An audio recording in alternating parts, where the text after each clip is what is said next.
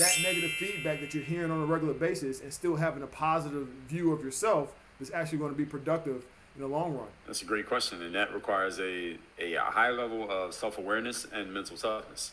Mental toughness because sometimes when someone's offering you some negative feedback or what some people might call constructive criticism, depending on how they want to verbiage it, they might be telling you something that you actually need to know. They might be telling you something that you need to hear. Someone tells you that when you shoot a three-pointer, you're helping another team because you're not making any of your three-pointers. Or we can just look at the stats. Is that true or is it not? Because if you're making 20% of your threes, you are helping another team every time you shoot. Mm-hmm. So maybe you either need to stop shooting them or work on making threes before you shoot them in a game and hurt the team.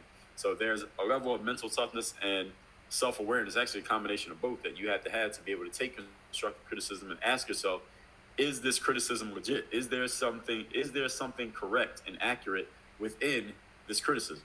And especially in the sports world, I think is very important, and especially for young men and especially young black men, that when you are receiving criticism from a coach, usually a male adult figure in your life, they are telling you something about you in a critical way that might not be so nice. It may be emotionally charged. They might use some language that you're not used to hearing. Do you have the self-awareness, first of all, to ask yourself if what they're saying is actually true? Do you have the discipline to ask yourself, okay, they might have said something a little bit snarky to me, but is there some truth inside of that snark? Can I separate what they're literally trying to tell me from the way they said it? That requires a level of discipline. Do you have the confidence to look at it and say, okay, all right, what the coach said is actually right because I'm shooting 20% on threes. I am killing the team every time I shoot.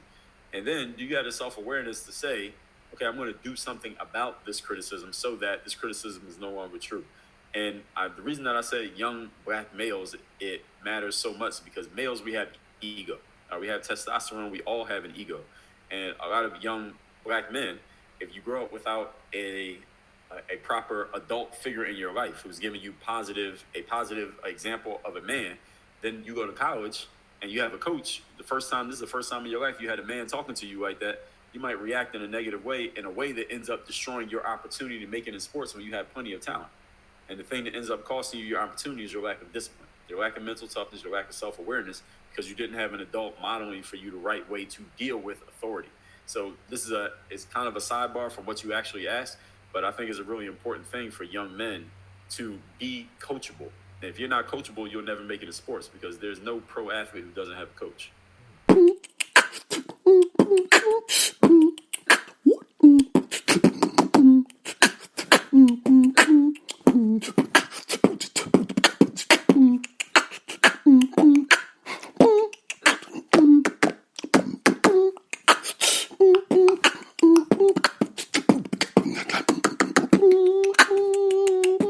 Hoop Loud